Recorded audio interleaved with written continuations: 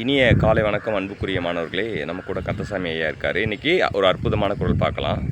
வகுத்தான் வகுத்த வகையல்லால் கோடி தொகுத்தார்க்கும் தூய்த்தல் அரிது. மனித வாழ்க்கையில் ஒவ்வொருவரும் கோடிக்கணக்கில் செல்வத்தை சேர்க்க வேண்டும்.